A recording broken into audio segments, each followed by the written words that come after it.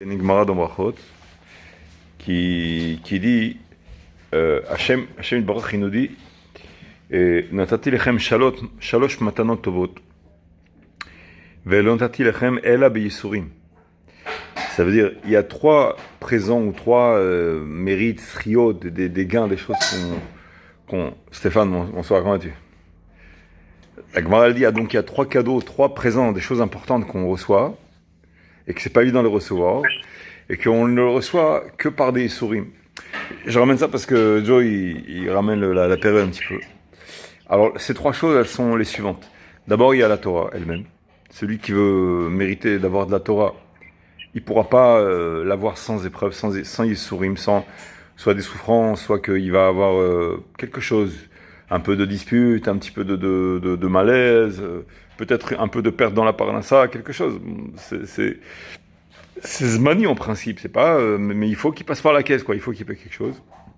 La deuxième chose, c'est Olam Haba, le monde futur. Pour avoir ça, on peut pas l'avoir gratuitement. Ça veut dire quoi la Torah? La Torah, ça veut dire faire tes chouvas ou ça veut dire quoi? Oui, c'est aussi faire teshuva, mais c'est pas seulement faire teshuva. C'est aussi acquérir la Torah, c'est-à-dire la teshuva, c'est c'est le Ol Malchut, le Ol Malchut Shamayim, le Ol Mitzvot, c'est-à-dire le joug. La teshuva, c'est être asservi en fait, accepter d'être asservi. Il y a une personne, elle va étudier la Torah, elle va s'asseoir dans une bibliothèque, elle va lire le livre, c'est très intéressant. Wow, combien c'est intelligent, combien, tu vois. Mais elle sort du Beth Midrash, elle rentre chez elle, ni vu ni connu, tout est pareil. C'est-à-dire, elle n'a pas reçu sur elle le joug, l'emprise, si tu veux, de la Torah. Ce qu'elle dit, la Torah, faut l'appliquer, tu comprends. Elle dit, c'est intelligent, c'est super intéressant. Bon, elle va étudier ça, peut-être plus qu'une autre science, ou moins qu'une autre science, mais tu vois, ce sera dans le domaine des sciences, ça va être l'un des bouquins dans sa bibliothèque. Voilà. Donc ça s'appelle pas qu'il a la Torah. D'accord? Avoir la Torah, ça veut dire, il faut rentrer dans le monde dans la Torah, donc il faut accepter d'être assujetti à la Torah. Ne pas, comment dirais-je, étudier la Torah comme l'un des livres. C'est ce qui est ramené dans une Gemara. Il y a une Gemara qui est ramenée dans le Shulchan Aruch, l'article 47, même Zayin. L'article 47, dans l'Orach Chaim, il ramène la chova de faire Birkot à Torah. C'est-à-dire, on l'a appris il y a 2-3 semaines, je sais pas si vous vous rappelez, et en fait, Baruch Hashem, ça nous sert beaucoup maintenant, parce qu'on se lève en pleine nuit, on ne sait pas si on va se rendormir, on est en doute. Vous vous rappelez, on a appris ce sujet-là. Qu'est-ce qui se passe quand je me réveille 1 heure avant Alot Hashacha, avant l'aube, et je vais me rallonger, mais je trouve pas le sommeil. Et pourtant, bon, je m'ennuie, ou je sais pas, je veux dire des télim parce que le matzav, il est pas terrible et tout, je veux prier un peu, je veux dire des télim, je veux étudier un peu. À ce moment-là, je dois dire Birkot Torah. Même Birkat Torah, est-ce qu'elle va être son range, son terme? Est-ce qu'elle va atteindre jusqu'au matin seulement, ou est-ce qu'elle va avoir emprise sur le jour suivant? On avait parlé de ça la dernière fois. Donc on a dit, le Rav Ovadia Yosef ça, il ramène que on peut faire un tna, une conclusion. Je ne sais pas si je vais m'endormir ou pas. Si je me rendors avant l'aube, à ce moment-là, ma Birkat Torah, elle aura d'emprise que jusqu'au matin, jusqu'à l'aube. Après, quand je me relèverai, à nouveau, je me lève, je dirai les Birkot HaShacha et Birkot Torah. Mais si il s'avère que j'ai pas pu m'endormir, à ce moment-là, ma Birkat Torah que j'ai fait, je peux continuer à étudier, même quand l'aube arrive. Le net, si c'est encore un moment, je peux étudier encore au moins une demi-heure, tu comprends? Donc c'est pas la peine de m'arrêter, grosse panique, l'aube est arrivée, chaval. Donc je peux continuer à étudier sur l'appui de la Birkat Torah que j'ai fait avant. Et pourquoi on fait Birkat Torah? Alors le Beth Yosef, il ramène la Gemara qu'il y avait des catastrophes dans Israël. Et ils ont demandé aux Nevi'im et ils n'ont pas reçu de réponse à droite, à gauche. À la fin, ils ont reçu une réponse du ciel. Et la réponse qu'ils ont reçue, c'est que on étudiait la Torah sans les varech techila, sans faire la bracha avant d'étudier. Et quel est l'impact de faire la bracha avant d'étudier ou pas? C'est pas le simple fait de faire la bracha, c'est pas ça. C'est de donner l'importance à l'étude de la Torah, bifna atzma, c'est-à-dire en soi, intrinsèquement, quand j'étudie une halakha, même si il s'avère que je vais pas l'utiliser dans l'immédiat, ou peut-être jamais, j'en sais rien, ou peut-être souvent, mais peu importe. J'ai étudié la Torah, il y a un mérite particulier à l'étude de la Torah sans rapport avec le fait que je vais l'appliquer ou pas. Évidemment, si je l'applique, ça donne plus d'importance à l'étude que j'ai faite, parce que c'est pour l'appliquer. Mais intrinsèquement, dans l'étude de la Torah, Si par exemple je tombe sur une halakha, je vois que j'ai aucune chance de l'appliquer, je suis pas Kohen par exemple. Une halakha qui touche sur les Kohanim. Bon, j'ai aucune chance de l'appliquer. Peut-être un Kohen, il me posera la question, j'en sais rien. Mais il faut tomber sur un Kohen qui connaît pas la réponse, qui va te poser la question. Bon, c'est très peu probable. Alors pourquoi je vais étudier ces halakhot-là? Moi, personnellement, ça me touche pas, ça me sert à rien, tu comprends? Est-ce qu'il y a une mitzvah ou pas d'étudier ces halakhot-là? Réponse, oui, il y a une mitzvah. Évidemment, celui qui a qu'une demi-heure par jour ou quoi, il va pas commencer par ces halakhot-là. Parce que ces halakhot-là, elles sont pas metsuyot pour lui, elles ont une faible probabilité qu'on va tomber dessus. Donc, il faut qu'il commence par la halachot, qui va tomber dessus quotidiennement, donc tfilin, tfila, brachot, shabbat, pikuach nefesh, tout ce qui va se produire dans la vie quotidienne. On va commencer par ça.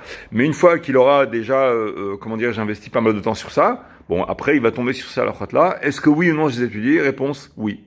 Alors, les études qu'on faisait avant ces catastrophes-là, donc elles avaient plutôt un caractère, si j'en ai besoin, j'étudie, sinon, j'étudie pas. Tu vois? Et de ce fait, la réponse qu'on a reçue du ciel, c'est qu'il faut faire brachat tehila, c'est-à-dire faire de l'étude un mérite bifnatzmo, un mérite intrinsèque en soi, que l'étude de la Torah d'elle-même, c'est une mitzvah d'elle-même. C'est ça. Et donc, pour ça qu'on fait Birkat Torah. C'est l'article 47 dans Orach Chaim Shulchan Aruch. Vous comprenez le sens du truc? Et ça, les femmes, par contre... Excuse-moi, mais qu'est-ce que tu entends par Birkat Torah? On dit Asher Ekideshanu b'mitzvotav v'tzivanu al divrei Torah. Et ensuite, on dit Ha'arevna. Ha'arevna, c'est quoi Ha'arevna? Rends-nous agréable ou rends-nous, fais que ça nous plaise. C'est-à-dire, quand on étudie la Torah, il y a une fameuse phrase qui dit Chachamim qui disent que le Bet HaMidrash, c'est un paradis pour les tzadikim, les Chachamim, mais c'est un Gehenom pour le Rechaim. Le Racha qui se trouve dans un Bet HaMidrash, il prend mal de tête, il a qu'une chose, c'est comme s'il est sous l'eau, tu vois, il peut arrêter de respirer 5 minutes, mais bon, laisse-moi sortir fumer, voilà, je reviens dans une demi-heure, il revient dans 3 heures, tu vois. Il souffle là-bas. Parce que ça lui prend la tête. Alors, donc le fait on demande à Hachem, Veha'arevna, ta'aseh shezielanu arev, arevut, ça veut dire que ça nous plaise, tu comprends? Et donc on demande à Hachem que ça nous concerne, qu'on sente concerné, qu'on sente un plaisir en fait. Tu comprends? Maintenant, j'ai une autre question. Allez. Comment tu fais pour être concentré dans ta prière le matin? Parce que à la synagogue, tu as le Shaliach Tzibur qui fait la prière, mais moi, j'ai dépensé, je pense à mon boulot, tu vois, j'ai énormément de mal à me concentrer sur Tu dors assez? la prière. Tu as assez dormi? Non, je dors pas beaucoup. Ah, c'est peut-être ça aussi. Déjà, pour commencer, quand tu dors pas assez, c'est un peu plus dur. Déjà. Deuxièmement, essaie de, on dit, tafasta merube lo tafasta. Tu connais cette phrase? Tafasta me'at, tafasta. C'est-à-dire, quand on veut englober tout, lo tafasta, on n'arrive pas au début. C'est progressivement. Tafasta me'at, tafasta. Donc, ce qu'on fait, c'est, en français, on a un proverbe qui dit le père d'un ami, il disait, l'ennemi du bien, c'est le mieux. C'est-à-dire, quand on veut aller trop bien, alors on casse le bien, parce qu'on escalade trop vite. Donc, s'il faut, c'est prendre il y a des passages qui te concernent plus, tu comprends? Attrape ce passage-là, attrape quelques points de repère dans la tefila, 3, 4, 5 points de repère qui te plaisent plus, et essaie de commencer déjà à te concentrer sur ces points-là, tu comprends? Et déjà, contente-toi de ça, mais je veux dire, temporairement, tu comprends? Déjà, attrape ça de temps en temps, comme ça, tu vois, un sim shalom, par exemple, tu as besoin de shalom, tu dis sim shalom. La réfoua, moi, je viens d'avoir une opération à 3 semaines, alors la réfoua, je l'aime, donc ça me concerne, tu comprends? Donc j'attrape bien ça, tu vois. Donc, quelques passages où je m'agrippe là-dessus parce que ça me concerne plus, et donc 2, 3, 4, ça finit par faire tâche, et à la fin, bon, ça commence à devenir sérieusement presque toute la tefila, et donc petit à petit, on arrive à ça. Tu comprends? Et c'est aussi de comprendre, c'est-à-dire, il y a ces sidurim comme le sidour Kavanat Alev. Il a pas mal d'explications et metum tzad, pas trop long. C'est-à-dire, en dessous de la phrase, ou entre les mots, parfois tu vois un mot ou deux très très rapide, très résumé. Et essaie de prendre un passage, mais pareil, il faut que ce soit un petit passage, tu vois, quelque chose qui t'accroche. Commence par là et intéresse-toi. Tu vois? Après, si tu as une petite remarque au crayon, tu veux juste un petit acrostiche comme ça, une rachette vote de quelque chose, et tu te fais des repères comme ça petit à petit, à la fin, tu verras que une grande partie, et tu vas même l'attendre, ce passage-là, tu vas comprendre qu'il est important pour toi, on commence à ressortir une affection, tu comprends? Donc, on disait, l'un des 3 cadeaux, c'est donc la Torah. La Torah, elle vient pas gratuitement. Ça veut dire quoi? Ça veut dire si je vois quelqu'un, il connaît beaucoup de Torah, mais il a une mémoire photographique, et il n'a pas beaucoup peiné, tu vois, pour acquérir cette Torah-là. Chazaka, c'est-à-dire, Chazaka, je sais qu'en fait, il n'a pas de Torah. Sa Torah-là, c'est quelque chose de fébrile et de très... c'est pas possible. Si je sais, Bevadaout, qu'il n'a pas peiné pour sa Torah, il n'a pas de Torah. Tu comprends? La Torah, il faut qu'elle vienne par de la peine, ou un travail, ou un investissement, la HKR, tu comprends, quelque chose qui vient en échange. Elle ne peut pas venir gratuitement, la Torah, c'est un axiome. Hachem, il a fait cet axiome-là, tu comprends? Donc l'un des trois cadeaux importants, c'est la Torah. On a dit tchouva, c'est pareil. La tchouva, bon, il y a celui qui fait tchouva et puis après il s'arrête. Il a fait tchouva, tac, j'ai fait tchouva, ça y est, il fait Shabbat, tout. Mais bon, il s'arrête, c'est-à-dire que tchouva, elle est partielle. En fait, bon, on progresse, on commence à s'intéresser à toutes sortes de chapitres, on étudie, tu vois, c'est intéressant, il y a beaucoup de questions. Et donc, en fait, plus il y a de questions, plus en fait on étudie. C'est-à-dire les gros points d'interrogation, en fait, c'est bien. Ça nous incite à les varer, à creuser un peu. Donc il faut rechercher aussi ces questions un peu difficiles. Il faut pas avoir peur des questions. Les questions qui sont un peu qui creusent la tête, qui même parfois ça reste dans ma tête pendant 2-3 mois et j'arrive pas à trouver la réponse parfois des années. Il arrive. Moi j'ai eu des réponses, ça se reste dans ma tête des années. Un beau jour, alors là je te raconte pas, le jour où je trouve la réponse, et je vais à la maison, je prends un verre d'arak avec un glaçon, je me dis, purée, pourquoi je ne tue pas? Parce que c'est un kiff, tu réalises que... Après, je me demande aussi, mais comment des années comment j'ai vécu sans avoir cette réponse, tu comprends? Donc il y a un kiff particulier. Il y a le Ramchal, Rabbi Moshe Lotzato, un grand rave qui est mort jeune, Sfaradi, Ramchal. Il a écrit Messilat Yesharim, Dat Vunot, il a écrit des livres très importants de Moussar, et il a approfondi dans la Kabbalah aussi. Mais il a pas mal habillé sa Kabbalah parce que c'était du temps où il se méfiait beaucoup des Shabtaïm. Il y avait le faux Mashiach, Shabtaï Tzvi, tout ça. Donc à l'époque, ils étaient très méfiants, donc il habillait ça un peu dans Moussar, tu vois. Mais il explique qu'il y a ce qu'on appelle la notion qui s'appelle Ziva Shechina, la présence, la splendeur divine. Et ça, c'est le plus grand kiff qui puisse exister. Tous les kiffs du monde entier, concentrés de tous les temps, de toute l'humanité, sur une petite cuillère que tu vas en un instant absorber. Imagine tout le kiff le plus intense, en quantité, en qualité, tu vas c'est rien du tout à côté du Ziva Shechina. Et ce Ziva Shechina, en fait, c'est le kiff, Bezrat Hashem, c'est le monde futur qu'on va jouir à l'avenir. Ça n'a rien à voir avec ce qu'ils disent les musulmans ou quoi, c'est n'importe quoi, tu comprends. Rambam, comment il descend ces caricatures-là, c'est grave. Donc, nous, c'est quelque chose de beaucoup plus profond. Et en fait, le Ramchal, lui, il rentre en profondeur, il dit, qu'est-ce que c'est ce Ziva Shechina? Il dit ce que c'est. Il dit que, étant donné qu'on a plein de points d'interrogation, plein de choses, des énigmes, on a des millions d'équations, un million d'inconnus, on ne sait pas du tout comment commencer à les résoudre, tu vois. Tout est hyper caché, hyper incompréhensible. Et d'un coup, Hachem, il fait qu'il te donne la possibilité, il donne les Kéli, l'ordinateur, tu vois, la force de pouvoir comprendre d'un coup tout en même temps. Et ce kiff-là, il est tellement intense. Il dit, c'est ça, Ziva Shechina. C'est qu'en fait, En Simcha Ka'atarat Sfekot. Il n'y a pas de Simcha comme ne plus avoir de doute sur rien. Savoir que tout, tout est Emouna, tout est... Hachem, il maîtrise tout, il fait tout. Akol et Tova, etc. Quand tu comprends ça et tu le sens, c'est un kiff qui est incommensurable. Donc ça, c'est Olam Haba. Olam Haba, c'est-à-dire Ziva Shechina, tout ça, c'est la Hana, la Hatil Lavo. Et ça, ce Ziva Shechina, il est un peu aussi quelque part. On a parfois des petites étincelles dans la Torah qui jaillissent. Tu comprends? On arrive à saisir quelque chose et tout d'un coup, il y a un gros domino qui tombe. On commence à tout comprendre d'un coup sur un certain domaine défini, et ça nous procure une satisfaction qui est assez intense. Ça arrive pas tout le temps, mais ça arrive de temps en temps. Et souvent, ça arrive après pas mal d'efforts. Comme par exemple la parabole du gosse. Il y a une assemblée, tu vois, une bouteille de Coca-Cola par exemple. Ils veulent boire une bouteille. Ils sont une dizaine à table, tu vois. Ils n'arrivent pas à l'ouvrir cette bouteille. Ils la font passer un par un, là, ils essayent. Là, tu vois. À la fin, le dernier, c'est un petit gosse de 8 ans, tu vois. Lui, il prend la petite bouteille, il ouvre et il arrive à l'ouvrir. Il regarde tous, il dit, mais comment t'as fait? En réalité, parce que tous, ils ont mis de la force dedans, tous, ils ont essayé, tu vois. Et à la fin, le gosse, lui, c'était juste 1,5% qui manquait et il a réussi à l'ouvrir. Donc, en fait, quand on fait des efforts pendant des années, des mois, des semaines, des jours, à la fin, ça tombe.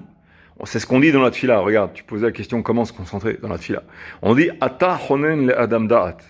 Ata honen, tu donnes en cadeau, Chokhmah, Bina, Vadat. Donc ça, c'est un cadeau d'Hachem. C'est-à-dire, Hachem, il veut qu'on s'efforce. D'accord? Et selon l'effort qu'on va fournir, on va recevoir de la compréhension. Mais la compréhension qu'on va recevoir, c'est pas parce qu'on a creusé avec le marteau piqueur et on a réussi à approfondir. C'est pas ça.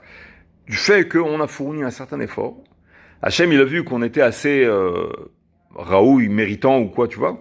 Donc il nous envoie, il nous émet la compréhension et on comprend. Tu vois, c'est ça. En fait, ça marche comme ça. Donc c'est un cadeau, en fait. Et c'est ça qu'on dit. L'un des 3 cadeaux, c'est la Torah, qu'il faut faire des efforts. L'autre, Olam Haba. Et le 3e cadeau, c'est Eretz Israël. D'accord? Et donc ces 3 cadeaux-là, il faut payer de temps en temps. Il faut passer à la caisse, Tashloumim. De temps en temps, il y a des... On peut pas passer gratuit. Tu veux faire tchouva en Israël, ça veut dire tu veux et la tchouva, et la Torah, Olam Haba, et Eretz Israël. Alors là, faut payer, comment dirais-je... faut payer cash, tu vois, un petit peu de temps en temps. Donc c'est pour ça qu'on est un petit peu mis à l'épreuve, etc. Et donc, aussi, le fait que la tefila nous plaise, que la Torah nous plaise, c'est quelque chose qu'on demande à Hachem parfois. On demande à Hachem, on sent un ennui dans la Torah ou quoi, et ça peut provenir de plusieurs choses. Ça peut provenir de fautes aussi, ou d'un aliment non cachère que j'ai absorbé. Le Rav Yura, un berger de Zatzal, il raconte qu'il y avait un Tamid Chacham, un Rav. Il est venu le voir à Netivot. Il avait l'air bien, tu sais, hyper bien habillé, tout. Il est connu, il a une communauté, tout ça. Et il avoue au Rav, il dit, en intimité, il lui dit que depuis quelques mois, il sent plus rien du tout. Il sent plus d'Emouna. Il croit plus à ce qu'il fait. Il est un petit peu effondré dans tout ce qui concerne sa Emouna.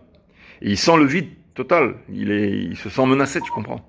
Donc il est Rav, tout ça, mais à l'intérieur, il sent que c'est vide total. Et il vient demander un remède à ça. Qu'est-ce qui se passe? C'était pas comme ça avant. Le Rav, il le regarde, il lui dit un certain jour, tu as dit du mal du livre, le Tanya, du Baal HaTanya. Le Tanya, le Bavitch, ils enseignent comme ça. Tu as dit du mal, et depuis ce jour-là, du ciel, on t'a fermé le robinet. Et ta tchouva, ta réparation, c'est de prendre le Tanya et de le lire un nombre, innombrablement, beaucoup de fois, et ça va revenir tout seul. Et quelques semaines après, il est revenu, il lui dit que ça s'est arrangé. Quand il a pris le Tanya, il a commencé à le lire. Pourquoi? Parce que c'était, tu vas voir la Mishka, il a dit du mal du Tanya, le robinet s'est fermé en haut, et donc il fallait le rouvrir, tu comprends? Alors, le type, il a été en yeshiva, il a tout compris, il connaissait la Torah, plus ou moins, tu comprends? C'est beaucoup de choses qu'il connaît pas, mais beaucoup de choses il connaît. Comment ça se fait qu'après qu'il connaît, tout d'un coup, il sent que c'est fermé? Tu vois ce que je veux dire? Ça vient montrer que, en fait, ça dépend du robinet d'en haut. Ça dépend de ce qu'Hachem il permet. L'alimentation d'en haut, elle nous vient. C'est une alimentation, si tu veux. Nous, ici, on est comme une espèce de petite antenne. Mais le juif, il est là, mais en fait, il est un tout petit sniff. Si tu prends, par exemple, je sais pas moi, imagine dans un bled paumé, tu as parfois des postes, tu connais ces petits sniffim là qui se baladent. Ils ont tout en internet, tout est amovible, tout est par communication. Tu as un seul paquet dans le truc, un ou 2 pkidim, ils viennent avec un ordinateur portable, ils te donnent le chéroute sur place et ils s'en vont. Une petite camionnette, tu vois. Ça, c'est la parabole de nous. On est sur Terre, mais en fait, derrière cette camionnette-là, tu as l'ordinateur central qui donne toutes les données et ça, c'est qu'un sniff. Mais derrière lui, il y a toute la poste, ou tout le butoir Lomi, ou tout un bureau du ministère de je sais pas quoi, tu vois. Et nous, c'est pareil. On est ici, là, mais en fait, il y a un gros câble qui nous relie jusqu'en haut, dans le ciel, à un gros ensemble de choses. Et en fait, on est alimenté par ça, spirituellement. Et de ce fait, on est, comment dirais-je, c'est pour ça que la relation de cause à effet, ça dépend de nos efforts, mais pas dans le fait que l'effort proprement dit, j'ai pris un tournevis, j'ai vissé la vis, alors elle est vissée, c'est pas ça. C'est que tu fais un effort, et de ce fait, on nous ouvre le robinet. Maintenant, une personne qui a des fautes, elle a fait une faute grave. Souvent, les fautes les plus répandues, c'est les fautes de Brit Mila. Quelqu'un qui regarde des choses interdites, tu comprends, ou je sais pas moi, au travail, il est, comment dirais-je, il est trop proche des femmes. C'est comme ça, un problème de Brit Mila. À ce moment-là, ça ferme beaucoup les robinets. Ou alors, la nourriture qu'il mange. La nourriture qu'il mange, elle n'est pas cachère, ou il ne faut pas de brachot. Tu comprends, il a quelque chose qui ne va pas dans son entourage, qui fait que ça lui cause une fermeture, une obstruction. Ok? Donc les 3 cadeaux, on répète. La bracha, la Gemara dans Brachot, elle dit Olam Haba, Torah, Eretz Israël. 3 cadeaux qu'il faut payer pour les avoir. Donc il faut, comment dirais-je, Il faut fournir ça. Et si c'est possible de faire ça avec plaisir, c'est mieux. Non seulement c'est plus facile. On peut se poser la question de se dire pourquoi avoir. D'accord, on a ce cadeau de la Torah, mais si on sait qu'on va souffrir, y en a qui peuvent se dire je veux pas rentrer là-dedans, quoi. Nahon. On a le libre arbitre, nous, dans la Torah. C'est-à-dire, c'est comme, mais c'est pas évident que ce soit possible. Pourquoi? C'est comme la parabole du bébé. Le bébé, il est dans le ventre. Il se dit, bon, mais si je sors dans le monde, je vais souffrir. Je préfère rester chez ma mère. Tu vois? Mais il peut pas rester chez sa mère. Je veux dire, le monde, c'est pas une finalité en soi. Il a le choix. Il peut dire, j'ai pas envie de m'aventurer là-dedans. Mais pourquoi il est né? La finalité de sa naissance, c'est quoi? C'est de passer ses épreuves et d'obtenir des mérites par ses épreuves, tu comprends? Donc, il peut refuser de le faire. Ok. Temporairement, il se dira, ok, je me la coule douce, grasse matinée, comment dirais-je, je kiffe, je fais ma vie, tout ça. Mais ça va être temporaire. Pourquoi? Parce que ça correspond pas à la finalité pour laquelle il a été créé. Donc, pour qu'il y ait le libre arbitre, Hachem, il va lui donner la bienfaisance pendant un certain temps, pour qu'il n'y ait pas de relation de cause à effet immédiate. C'est comme quelqu'un qui enfreint Shabbat. Il allume la voiture Shabbat du présent. La voiture ne va pas lui exploser la figure. Alors que pourtant, c'est écrit Kol Mechalelea, Motumat, celui qui enfreint Shabbat de la Torah. Motumat. Comment ça se fait? Il allume la voiture. Il fait démarrer la voiture. Il ne se passe rien. Il est tranquille, il roule. Pour qu'il y ait le libre arbitre, Hachem, il fait une relation de cause à effet qui ne va pas être immédiate. D'accord? Donc il va avoir l'illusion que, ok, il a gagné du temps, il se la coule douce, il est relax et tout. Mais ça va pas perdurer et de toute façon, la vie n'est pas éternelle. Donc de toute façon, dans le pire des cas, il y aura une très bonne vie ici et ce sera signe que il serait passé carrément du mauvais côté. Et là, Hachem, il aura voulu lui payer le peu de mitzvot qu'il a fait dans ce monde-là. Et donc c'est pour ça qu'on dit que quelqu'un qui se la coule douce, qui fait pas de mitzvot et que tout va très bien pour lui, c'est mauvais signe. C'est pas bon signe pour lui. Quelqu'un qui se la coule douce et qui passe des épreuves, c'est déjà bon signe. Ça veut dire que Akash Bourou repat l'homme maintenant. Tu comprends? Donc il lui fait expier à droite et à gauche, il essaie de le réveiller. Kedaï la hiroto, yeshmal afsid. Donc il essaie de le réveiller. Mais quand tu vois quelqu'un qui se la coule douce, tranquillos, bonne santé, bonne parnassa, relax, vacances, c'est là, l'étranger il revient tout le temps, il est content, tu vois, il a aucun problème et tout. C'est une lanterne rouge. Ça veut dire Hachem déjà, il est passé d'un cercle, il a tellement été indifférent ou repoussant, etc., tellement repoussé les bonnes choses, donc il s'est entêté dans la mauvaise voie. Maintenant, qu'est-ce qu'il fait Hachem? Il peut faire quelque chose qui est le plus grave en fait. Il dit on va lui payer ses mitzvot, le peu de mitzvot qu'il a, bah on l'a masé. Et donc quand il partira là-haut, il sera dénudé de mitzvot et là, il va avoir des délimes très durs. Et donc c'est mauvais signe en fait. Pour revenir à ce que tu disais juste avant, moi je vis l'exemple. Par exemple cette semaine, je suis sur une page de Gemara là. Et au début, je comprenais rien. Et j'ai écouté tous les soirs, en fait. J'ai une application avec le Rav ici, et tous les soirs, je réécoutais l'explication du Rav sur le DAF de Gemara. Jusqu'au moment où je suis pratiquement... aujourd'hui, j'ai fait un kiff d'avoir compris dans le texte le truc, et plus j'avance, et plus... Tu comprends? Toi, tu fais de la Gemara aussi. Plus tu révises, et plus tu comprends mieux, en fait. C'est un kiff particulier, effectivement. C'est vrai. Alors, si vous voulez, on va apprendre un petit peu sur Pessah. Bientôt Pessah. Il y a une mitzvah de préparer les fêtes, notamment Pessah, c'est l'une des fêtes les plus complexes. Plus complexes que Sukkot.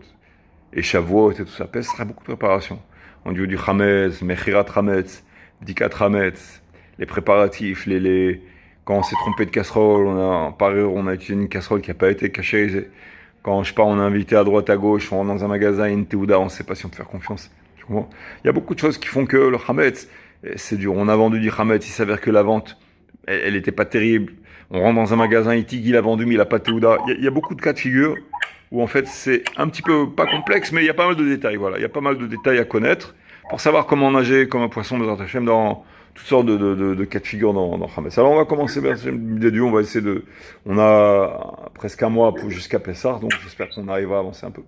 Anizar Mashum Hamed Pessah Min Hashamayim Saim Yado Shelo Echeta Kol Hashana. Shulchan Aruch Taf Lamed Aleph, l'article 501. Le Harizal, il donne une promesse, une ségoula. Celui qui fait attention au Hametz Ben Mashehu, c'est-à-dire pas seulement un 60e, d'un rien de rien. Alors, tu n'entends pas? Comment? Mesayain beyado shelo heta kol hashana. Donc il y a une relation de cause à effet entre les fautes qui lui seront évitées ou desquelles il sera gardé durant l'année des fautes, et le fait, et le chametz qu'il aurait réussi à dégager. Donc, c'est pour ça que les gens, en fait, c'est un peu la racine de la maniaquerie, un peu. Tout ce qui concerne le chametz, il y a ça, et les gens, ils nettoient, ils peignent les murs, et ils grattent, et tout ça, l'hystérie, tu vois. Et c'est pour ça aussi que Ram me dit qu'il ne faut pas se moquer des gens qui je ne veux pas dire qu'ils exagèrent, mais qui en font une panique, tu vois.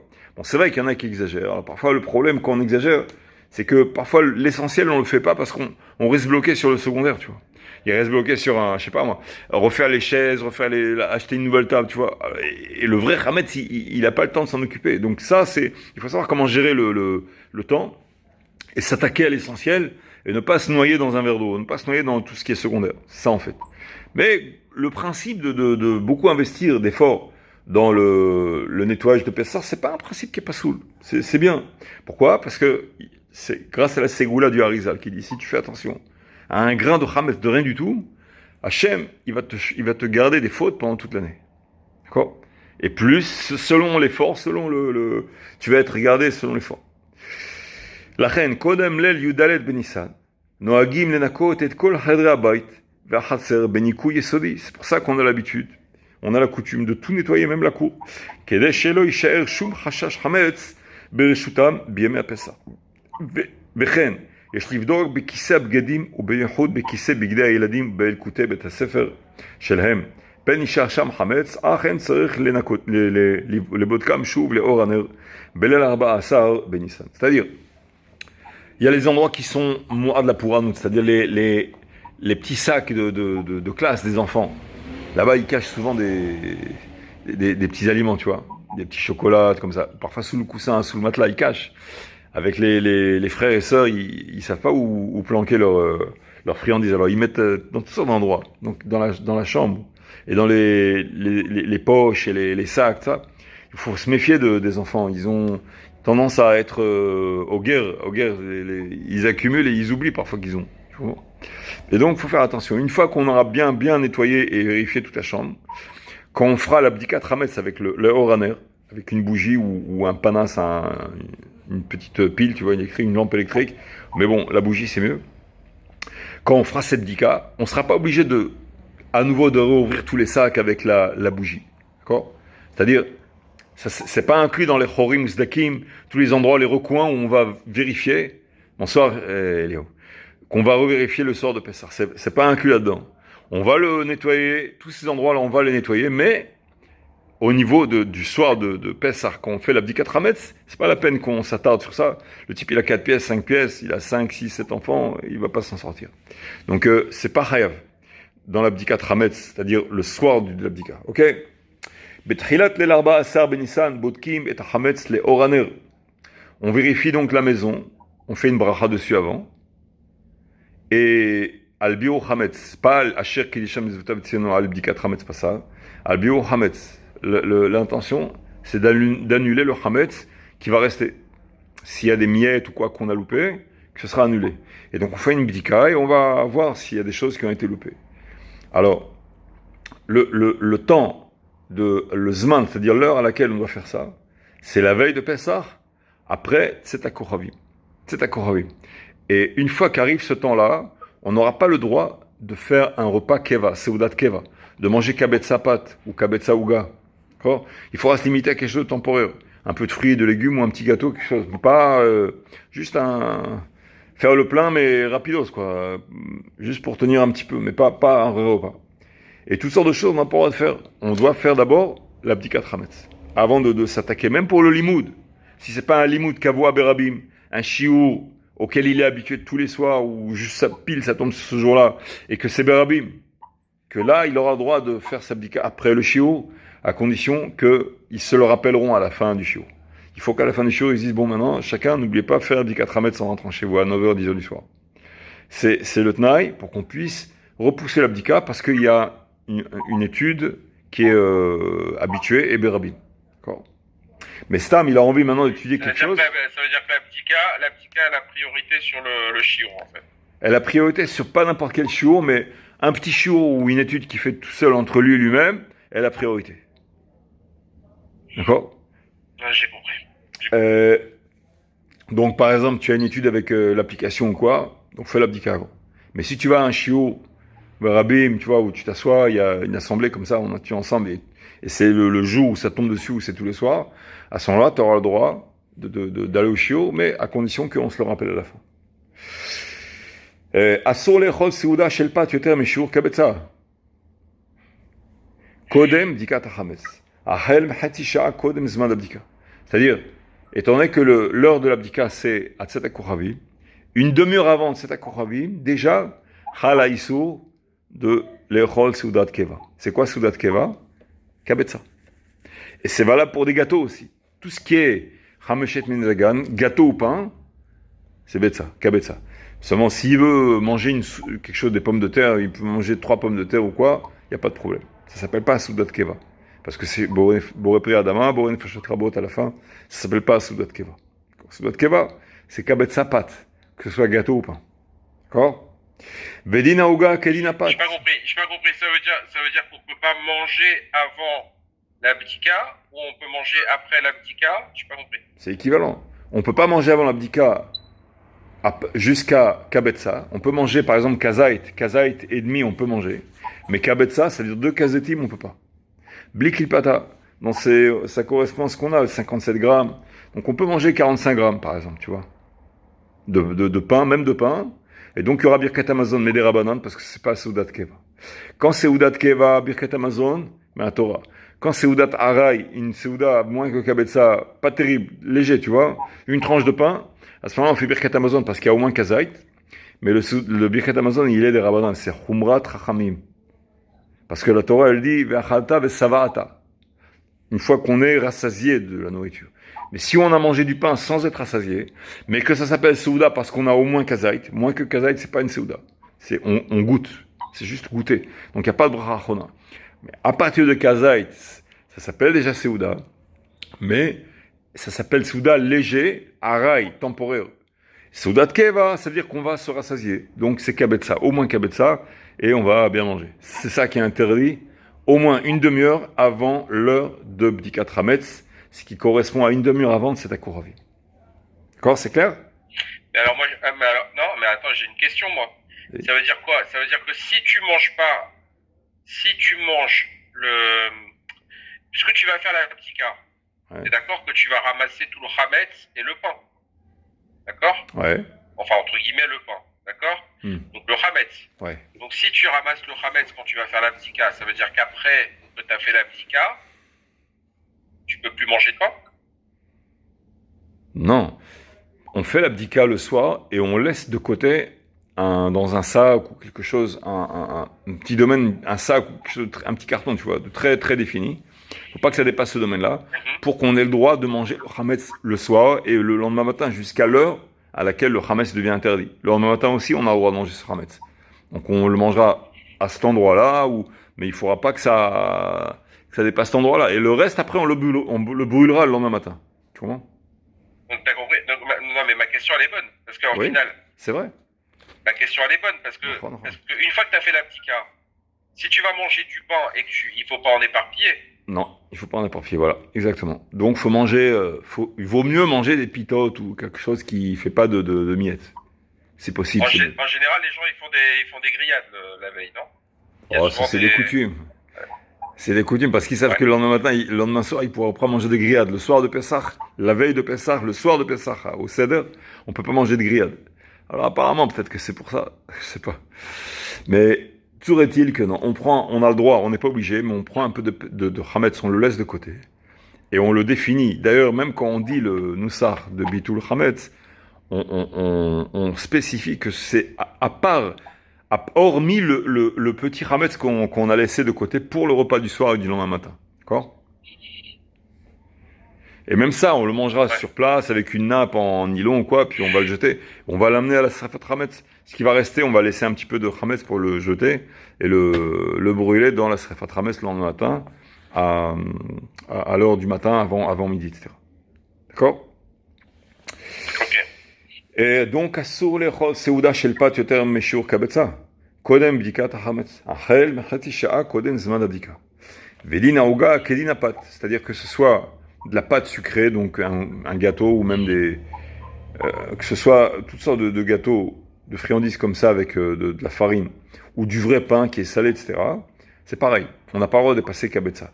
Ava lechol pat ad shiur kabetza. Kechameshim grammes jusqu'à 50 grammes à peu près. Moutar, ou perod vierakot, moutar afilu yoter mekabetza. Ça s'appelle toujours temporaire. On peut se rassasier de fruits et légumes, mais on se rassasie mieux de pain. Le plat typique, c'est du pain. D'accord? Il y a des gens, maintenant, de plus en plus, les gens, ils fuient le pain. Ça fait grossir, ça fait toutes sortes de choses comme ça. Mais il faut s'habituer à ça. Mais d'emblée, une personne, Stam comme ça, si elle ne travaille pas sur elle-même, c'est le pain qui a toujours tendance à bien rassasier mieux qu'autre chose. D'accord? Vechen, tafshil orez vekeotse, ote café moutar. D'accord? Donc il n'y a pas de limite même sur le riz. Même sur le riz, on fait boromine et mezonot, mais la brachachona sur le riz, c'est quoi? C'est boron et fachot rabot. Il y a où? Ça serait quoi le problème de manger avant l'abdika? C'est une exerat rachamim. C'est valable même pour d'autres mitzvot aussi. On peut pas manger de seouda parce que la seouda, en principe, ça nous donne tendance à nous diriger vers le lit.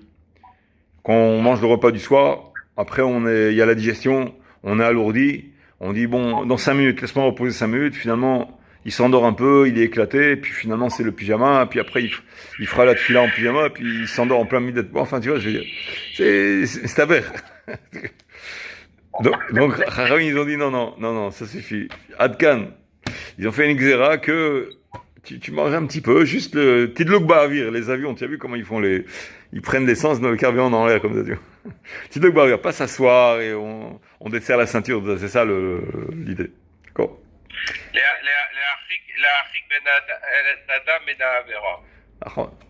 Brachot au début avec le Shema Israël, qu'on n'a pas le droit de faire Soudat Keva avant de dire Kriyat Shema, avant de prier, la Tfilat Arvit.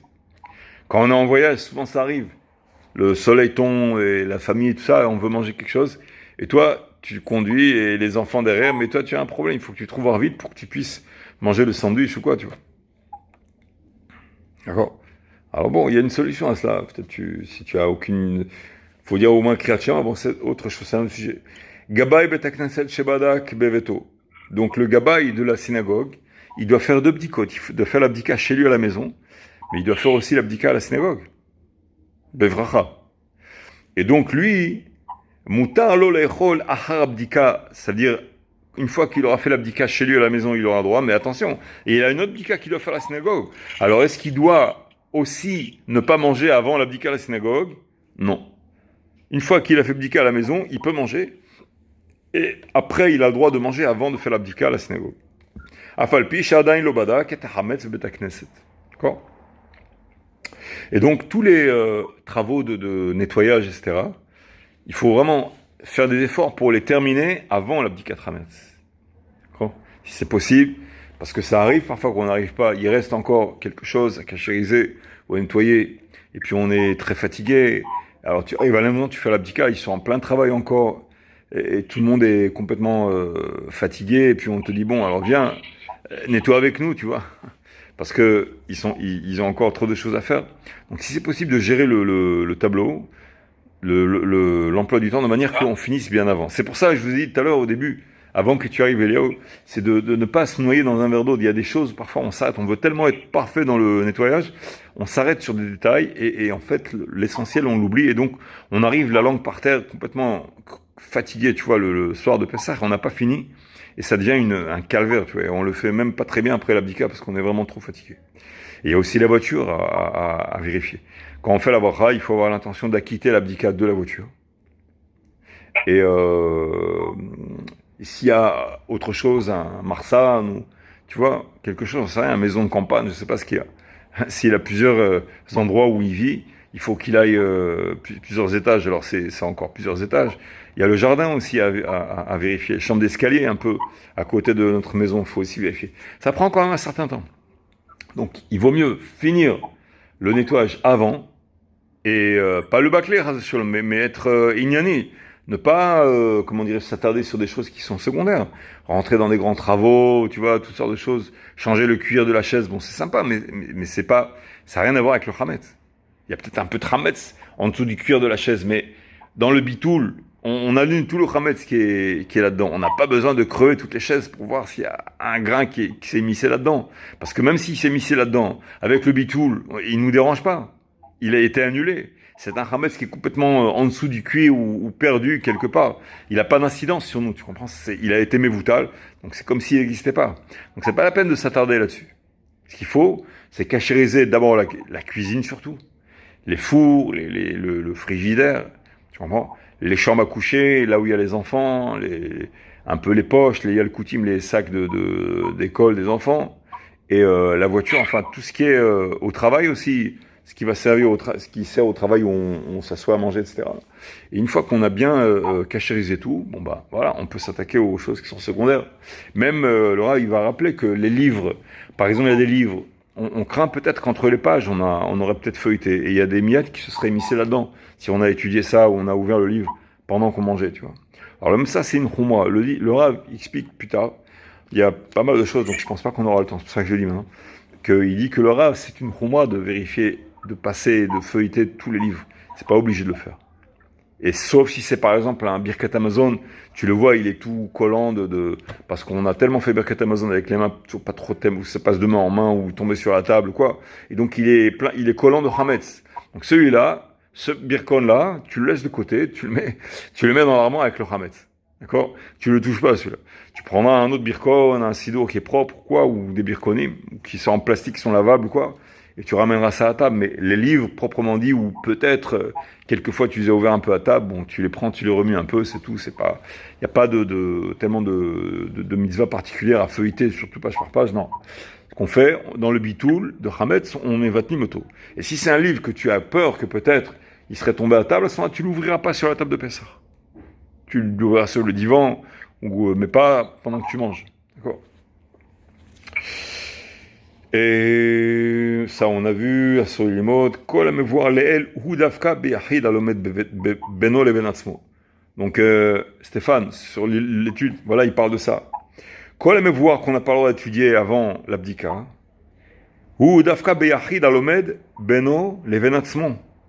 Aval shiur hane'emar berabim, bechol yom ba'erev, בהלכה או בדף היומי, אפשר לקיימו גם בליל י"ד קודם הבדיקה, בדיקת חמץ, אף על פי שנמשך שעה או יותר, משום שהרבים מזכירים זה את זה, ואין לחוש שישכחו לבדוק כשילכו לבתיהם. Donc ils vont le rappeler l'un à l'autre, et de ce fait, ça rend le limoud moutar.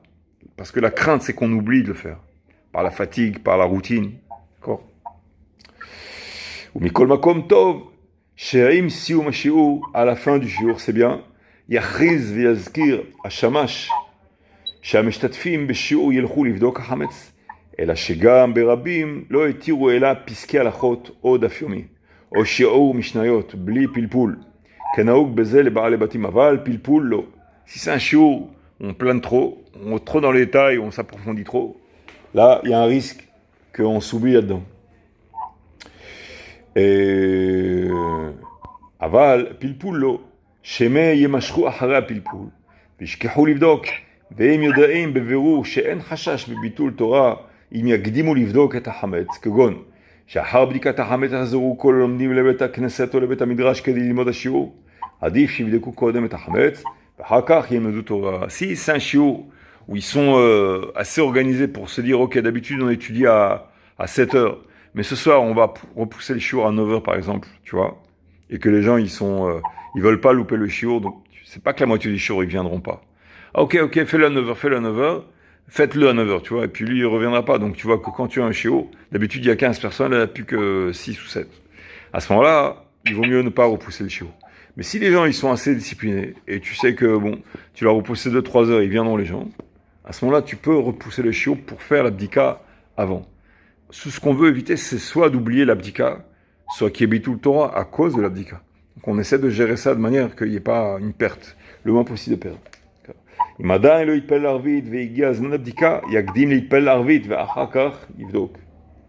Donc l'ordre de priorité, c'est la tfilat arvit avant l'abdikat hametz.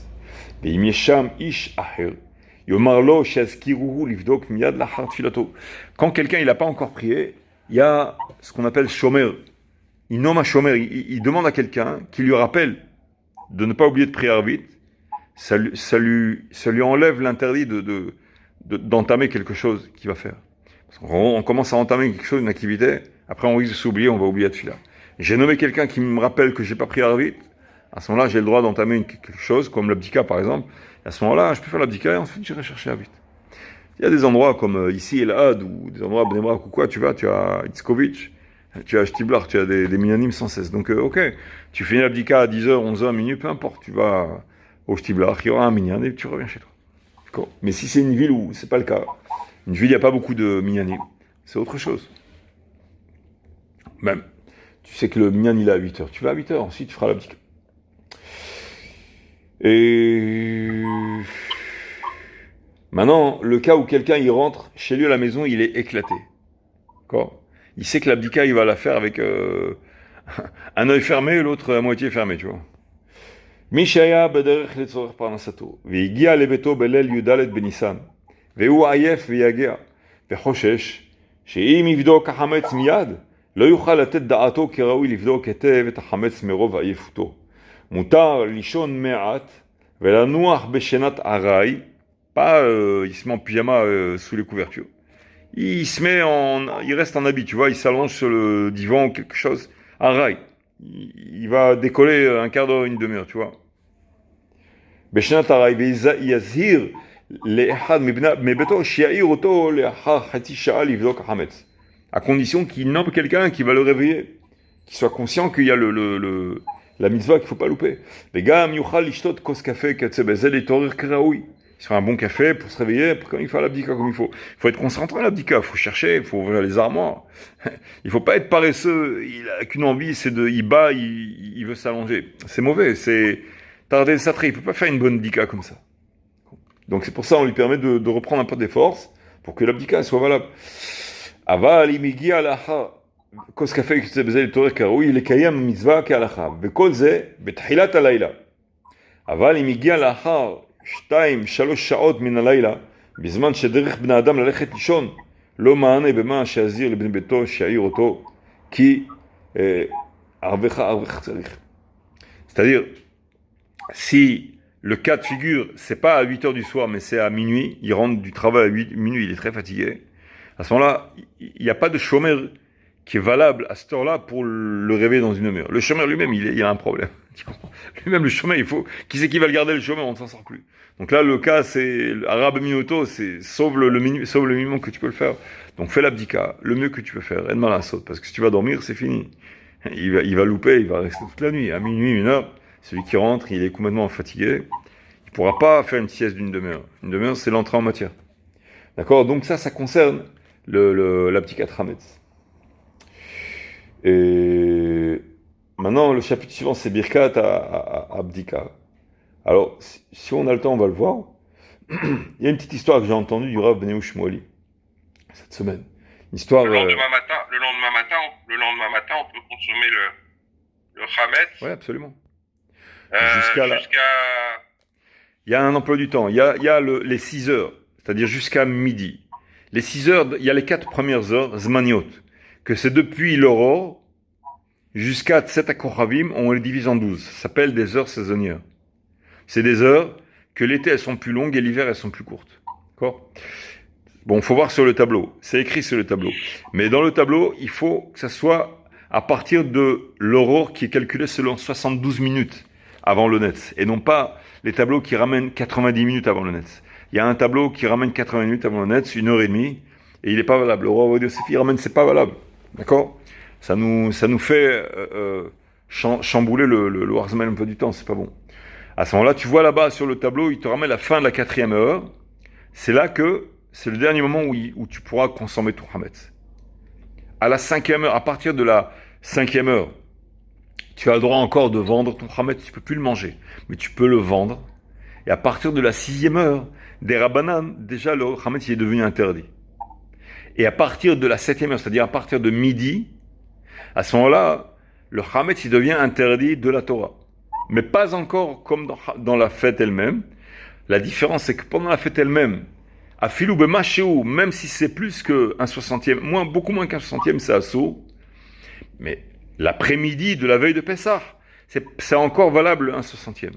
D'accord? Même que le Hametz est devenu interdit de la Torah, mais ça reste comme si c'était avant Pessah, Batel Beshishim.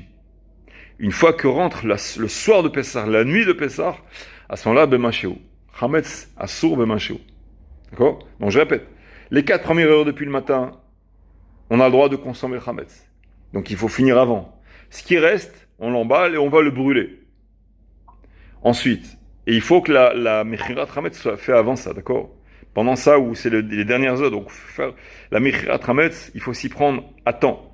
Que ce soit fait par... grosso modo, si le lever du jour c'est à 6 heures, tu rajoutes 4 heures, en gros, t'as jusqu'à 10 heures, quoi. Ouais, je crois que c'est 10h moins 10 ou un truc comme ça. Regarde sur le tableau, si je me rappelle bien, ça devait être 10h moins 10, 10h moins quart, un truc comme ça. D'accord? Donc, faut se lever, faut la tfila. Après la tfila, tu peux pas manger avant la tfila. Après la tfila, tu as le droit de rentrer chez toi, vite, tu manges ton Hametz. D'accord? Un petit café, gâteau, ou quoi, ce que tu veux, du pain, ce que tu veux. Alors, ce qui reste, tu laisses un petit peu de pain, tu le mets dans un sac ou n'importe quoi, tu l'amènes à la Srefat Hametz, après au Amazon ou à la Michia, peu importe. Et après, ça y est, c'est fini. Tout le Hametz, il devient petit à petit assourd progressivement. Et Chachamim, ils l'ont rendu progressivement interdit. À la 5e heure, il est interdit, mais on a le droit de le vendre. Mutar be'ana'a. Ana'a, ça veut dire vendre. À partir de la 6e heure, assourd be'ana'a. D'accord? Mais des Rabbanan encore. À partir de midi saisonnier, c'est-à-dire la 7e heure, déjà, il sourd Torah, mais encore Batel Shishim. D'accord? Et à partir de la nuit, il sourd Torah aussi, mais des Rabbanan, Assour Bekol Sheou. Une Choumra des Rabbanan, que des Beshishim, c'est l'homme aspic, Bekol Sheou. Assour. Ça monte pour qu'on ne tombe pas d'une seconde à l'autre de Moutar à Assour total. Donc c'est fait progressivement. Donc il faudra programmer l'emploi du temps, Srefat Hametz, tout ça, il ne faut pas dépasser ce temps-là. Alors si tu vois que les enfants à la maison, ils se lèvent tard ou quoi, ben c'est fini après, ils vont se lever, ils ne pourront pas manger leur Hametz, c'est terminé. Et ceux qui savent qu'ils ont trop de désordre à la maison, les petits-enfants qui chamboulent tout ça, il y en a beaucoup qui préfèrent tout simplement enlever tout le Hametz de la maison, et voilà quoi. Ils distribuent des papouchados, des trucs qui sont cachés à l'épaisseur, et on se débrouille avec ce qu'on veut. Sauf que la matzah elle-même, elle pose un problème la veille de Pessah à partir du matin, qu'on n'a plus le droit de manger la matzah elle-même, la veille de Pessah. Et tout ce qui est fait à partir de matzah aussi. Donc, il n'y a que matzah ashira, les gâteaux papouchado, les trucs comme ça, ou le riz, les pommes de terre, d'accord? Tout ça, on a le droit de manger ce qui est caché à Pessah la veille. Donc, il faut préparer un plat. La veille de Pessah, c'est problématique parce que il y a des choses qu'on n'a pas le droit de manger, qu'on a le droit de manger pendant Pessah. Tout ce qui concerne la matzah. Donc c'est encore plus problématique parfois que la fête de Pessah elle-même. Donc il faut préparer quelque chose. Ouais, parce qu'on attend pour la matzah, on attend le seder pour manger la matzah. Ouais. C'est ça. Et il faut pas... Chachamim, il donne une parabole, il dit celui qui mange la matzah la veille de Pessah, c'est comme quelqu'un du présavi. C'est comme il s'était fiancé avec une jeune fille et il a consommé la jeune fille avant le mariage. C'est la parabole qu'ils disent. Donc c'est Issour des Rabbanan. Maintenant, qui c'est qui n'a pas le droit de manger la matzah? C'est l'enfant qui comprend. L'enfant qui commence à comprendre Yetziat Mitzrayim, Assourlo. Din Chinour. Mais l'enfant qui ne comprend pas l'histoire de Yetziat Mitzrayim, tu peux lui donner de la matzah. Le Issour, il n'est pas sur lui. D'accord? Bah, j'ai entendu que depuis Purim, en fait. De Purim à Pessah, on consomme pas de matzah. Ah, c'est une coutume. Je crois que le Rav Boutboul, il fait ça, mais ça n'engage personne, en fait. C'est des coutumes plus ou moins personnelles de gens ou de communautés, mais c'est pas du tout obligé. Quand nous, on a le droit de manger la matzah, même la veille. La nuit, la veille, si c'est ce que tu as trouvé à manger, bon. Évidemment, qui c'est qui a mangé de la matzah, qui est shmoura, tout ça, ça coûte très cher. Tu trouves de la matzah au supermarché qui est pas cher, bon, c'est ce que tu as à manger, tu manges et puis c'est tout. Quand tu sais que tu as des petits enfants qui chamboulent tout à la maison, qu'est-ce que tu vas leur donner à manger? Si tu veux enlever le chametz, tu leur donnes du chametz, c'est fini. C'est tout ce que tu as nettoyé, tu sais pas où trouver tu vas le trouver n'importe où le chametz. Donc, tu es obligé parfois de leur donner quelque chose qui est pas chametz, tu sais qu'ils vont se retrouver dans la maison. À moins que tu les limites, à moins qu'ils mangent dans le jardin ou ils mangent ailleurs, là, ça va. Mais s'ils mangent dans la maison et que tu nettoies là, ils salissent là, tu nettoies là, ils ressalissent là-bas, après tu t'en sors pas. Tu comprends? Pour ça, les gens, ils mangent la matzah avant. Et matzot. Ils vendent dans les supermarchés des matzot, là, mechona, qui sont pas chers. C'est là, en principe, c'est pas la matzah qu'on utilisera au lel Pessah. Le soir de Pessah, il faut l'ahmir d'acheter une matzah qui est shmoura et avodat yad aussi. C'est des chumrot, mais il faut les faire, ces chumrot, en principe. Des chumrot qui sont très importantes. Bedi avad gadol, s'il se retrouve dans un endroit où il y a que des matzot mechona à 20 shekels les 2,5 kg, tout ça, du supermarché, Bedi avad, il sera acquitté, mais c'est pas bon, c'est pas terrible. Il faut de la matzah shmura et avodat yad. Les shem mitzvah. Chez Neftal, les shem mitzvat matzah. C'est matzat mitzvah. Un jeu de mots. Matzah, c'est les mêmes lettres que mitzvah. Bon. Cette matzah-là, alors bon, elle coûte cher. On la met, si c'est de la matzah molle, matzah qui est épaisse, là, des Sfaradim, des Irakiens, comme ça. Celle-là, il faut la congeler. Vous connaissez, vous avez déjà mangé cette matzah-là? Elle a le meilleur goût de toutes les matzot. Moi, ça fait des années que je mange ça. C'est la solution avec mes beaux-parents, ceux qui ont des problèmes de dents ou quoi. Cette matzah, elle est molle. Tu n'es pas obligé de manger beaucoup de quantité parce que elle est très dense. Donc le poids, tu arrives vite au kazaït.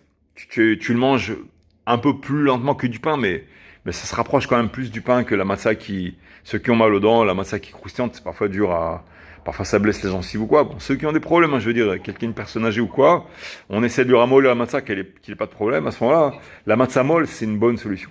On peut la trouver, elle est pas chère en plus. Je crois qu'elle est un peu moins chère que la matzah qui est habituelle, qui est croustillante. Et bon, on la trouve. C'est pas tellement qu'elle la trouve de l'Hercher, du Rav Marpo, de Bet Yosef. Il y a pas mal de Herchem qui font ça. Les Ashkenazim, ils n'ont pas la coutume de manger ça. C'est pour ça que nous de France, souvent, on n'a pas la coutume de manger parce que souvent, on était influencés par les Ashkenazim. Donc en France, tu ne trouveras pas tellement ces matzot-là. Mais en Israël, tu les trouves. D'accord. Alors cette matzah-là, personne ne va manger ça avant. Elle est chère. Il faut qu'elle soit congelée. Ça, elle est trop particulière. On la laisse au congélateur, bien emballée dans son nylon et tout. Et il faut la sortir la veille de Pessah, même un peu avant le Seder, pour qu'elle commence à fondre, pour qu'on puisse la manger après. Il faut quand même un certain temps pour qu'elle fonde. Et si c'est la matzah on l'appelle ça diktim, qui est croustillante, bon ça c'est pas de problème, shmoura.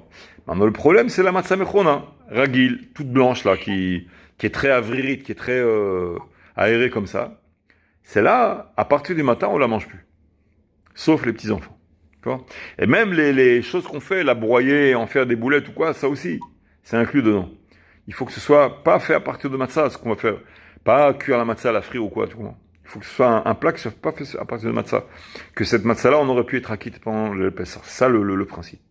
Et donc, la veille de Pessah, il faut programmer quelque chose qui puisse assouvir les gens. Parce que d'un côté, assour là non, on ne doit pas être assouvi, être rassasié avant le plat du Yom Tov. On doit manger, mais léger, tu vois. Mais d'un autre côté, on n'a rien à manger, donc les gens, ils savent pas quoi faire. Ils tournent autour du frigo, ils savent pas quoi manger. Comme les Indiens, ils tournent autour du frigo, tu vois, mais ils trouvent pas ce qu'ils vont manger. Alors des heures, ils tournent, et puis finalement, après, on est affamé comme ça. Donc préparez de la purée, du riz, comme ça. Mangez les kotniot debout pendant Pessah. Les légumineuses. Non. Non? Non. Si tu veux, tu croyais que c'était chova, tu croyais que c'était chayav de pas manger les légumineuses? Non, parce que, en fait, nous, on mange pas. On mange pas de riz, en fait, on est mahmirim, les Algériens, en tout cas. Bon, d'après le Rav Ovadia Yosef, moi, je suis marié avec une femme yéménite. Ils n'ont pas ces minutes. Oui, moi aussi. Donc, le Rav Ovadia, il écrit comme ça. Quand tu es en Eretz Israël, et que tu es marié avec une femme qui n'a pas cette coutume, et en plus que le Shulchan Aruch en Eretz Israël, il nous autorise à manger les légumineuses, etc. Alors, quand tu te maries, tu as le droit de dire que non, tu laisses tomber cette coutume-là, il n'y a pas de problème. Parce qu'on fait comme le Shulchan Aruch en Eretz Israël. Maintenant, si tu savais pas, si tu croyais que c'était Chayav, à mon avis, je peux poser la question, mais à mon avis, ça doit être moutard que tu puisses dire Bli Neder à partir de maintenant et que tu sois pas obligé. Si tu sens que c'est un problème pour la famille et que ils ont comment dirais-je, ils souffrent, et ça fait qu'après ils aiment pas la fête ou quoi. Donc, moi, c'était ça mon calcul en fait. Je permets à mes enfants de manger un peu tout ce qui est côte-niote, comme ça, ils sont tout le temps assasiés, ça va, ils mangent ce qu'ils... C'est pareil chez moi. Ma femme cuisine du riz, ou alors il mange du houmous. Ouais. Du houmous, il me semblait. Mais moi, je touche pas à ça. Par habitude, par ma sorette, tu vois. Mais tu n'es pas obligé de le faire, c'est ça que je veux dire. En Eretz Israël, dans ton cas, tu n'es pas obligé de le faire, sauf si tu as reçu la coutume explicitement. Mais si tu savais pas, tu croyais que tu étais chayav, des choses comme ça, tu vois, un peu ambigu comme ça. Après le moment où tu le sais, tu sais qu'en fait, Shulchan Aruch, lui, il les métire ça. Il autorise. Shulchan Aruch, il dit que tout ça, c'est moutard. Et en Eretz Israël, c'est Atra Demaran Shulchan Aruch. C'est l'endroit où il y a l'emprise du Shulchan Aruch. Donc, du fait qu'il y a le Shulchan Aruch et que nous, on est Sfaradim, qu'on a reçu les Oraot Maran, comment dirais-je, l'autorité du Shulchan Aruch, et qu'en plus, ajoute à cela, qu'on est marié à des femmes qui sont d'origine, que eux, c'est moutar la haine. Alors, on va dire, il dit, c'est Betztaref Shner, ces deux choses-là, moutar là. Comment? Comme ça, il fait heureusement. Moi, j'ai fait ce éther-là. Quand je suis marié, j'ai dit que c'était moutar. Donc, je mange le hummus, le riz, je suis tunisien.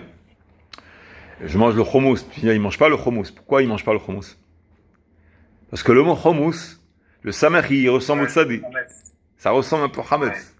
Alors, ils disent, ils mangent pas le hummus. Mais qu'est-ce que c'est le hummus, le falafel, les pois chiches? C'est pas du tout hametz. Donc, c'est moutar. Je prends un autre métier. Donc, on mange les cacahuètes, noix de cajou, le riz et tout, on mange tout. Bon, moi, ce que j'ai fait, c'est surtout pour que les enfants, ils se sentent bien. Voilà, c'est ça. Et puis, comme ça, ils cuisinent plein de trucs, tu vois. Ils sont tranquilles, ils passent le temps à la cuisine, voilà. Ils sont pas en train de souffrir que des patates, que les pommes de terre, et les pommes de terre et les patates. C'est un peu dur pour eux. J'ai raconté une belle histoire, j'ai entendu cette semaine. Le Rav Benahou Shmueli, c'est le Rosh Yeshivat Mkubalim. À l'époque, c'était le Rav Kadouri, qui était le Rosh Yeshiva de Mkubalim. Maintenant, c'est le Rav Benahou Shmueli depuis pas mal d'années. Et il raconte que il y avait à la Shiva de Porat Yosef le Rav Yehuda Tzadka. C'était le père du Rav Moshe Tzadka, qui est aussi maintenant au Shiva de Porat Yosef. Alors Rav Yehuda Tzadka, c'était un grand tzaddik. Il était de la famille du Ben Ishraï. Et lui, quand il était jeune encore, il a entendu un dialogue entre deux Chachamim, un samedi matin. C'était le Rav Chaim Sofer, le Kafar Chaim, et l'autre c'était le Rav Yitzhak Hamza, je crois. Je ne sais plus son nom de famille. Et oui, c'est ça. Alors, ils étaient en train de discuter, et dans le dialogue, c'était un dialogue très particulier. Il s'avère que quoi? Voilà l'histoire. Le Rav Yaakov Sofer, il a rêvé la nuit, pendant qu'il dormait la nuit, le vendredi soir, il a rêvé de l'ange de la mort qui est venu le voir. Il lui dit, l'ange de la mort, il lui dit, fais ton vidouille, et il veut prendre son âme. Il dit, qu'est-ce qui se passe? Il lui dit que Hachem, il veut faire annuler un mauvais décret, et donc il a besoin de l'âme d'un tzaddik, et toi tu es tzaddik. Il lui demande qu'il parte avec lui pour faire annuler un mauvais décret. Alors, le Kafaram, il entend ça, il dit, mais il a pas fini de travailler encore, il doit finir son livre, il faut qu'il enseigne la Torah aux autres, il a pas fini encore, il est occupé. Il dit, non, et puis il dit, je suis pas tzaddik, va voir un autre tzaddik, va voir un autre. Alors, il dit, il lui demande, alors, qu'il le guide, qu'il l'envoie chez un autre tzaddik. Il réfléchit, il dit, va voir le Rav Yitzhak Hamza, le deuxième. Et tous, ils priaient aussi dans la même synagogue, qui s'appelle Shoshana le David, une synagogue à Jérusalem. Alors, un autre Racham qui était là-bas, il dit, va le voir celui-là. Bon. Ensuite, l'ange de la mort, il va voir l'autre Racham. Et il dit la même chose, il dit, prépare-toi. Comment on dit, il faut l'ange d'un tzaddik. Il dit, qu'est-ce qui se passe? Qu'est-ce qu'il a fait? Il dit, non, il y a un mauvais décret. Hachem, il veut annuler le mauvais décret, il a besoin de l'âme d'un tzaddik. Il dit, mais il est pas tzaddik. Il dit, je suis pas tzaddik. Et puis, j'ai pas fini, je suis occupé encore, comme ça, tu vois. Alors l'autre, il lui dit, mais qu'est-ce qu'il doit faire alors? Et il dit, je sais pas, va prendre un autre tzaddik. C'est pas, il veut pas lui partir. Alors il dit, chez qui aller? Qui le guide, aller? Il dit, va voir Yaakov Shrem. Yaakov Shrem, c'était un autre Racham qui qui est dans la même synagogue. Le lendemain matin, ils prient tous à la même synagogue. Shoshana la David. Alors, les deux Chachamim, le Kaf Chaim et l'autre, le Rav Yaakov et Hamza, ils se rencontrent le matin. Et le deuxième, il lui dit, dis-moi, qu'est-ce qui t'a pris d'envoyer l'ange de la mort chez lui comme ça? Qu'est-ce qui t'a pris? Il lui dit, mais c'est pour que tu annules un mauvais décret de Ham Israël. Tu es un tzaddik. C'est pour que tu es comme ça.